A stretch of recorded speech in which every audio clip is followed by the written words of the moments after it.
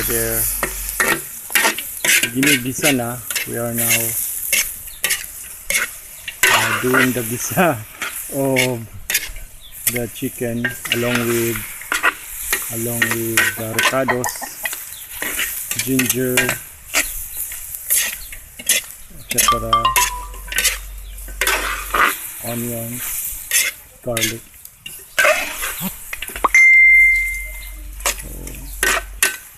Then soon we'll place water. We'll put water there and then the veggies, etc. Now I'll try to look for cili leaves. Try to look for cili leaves that we could add to the soup of the tinola that we are making. Thank you.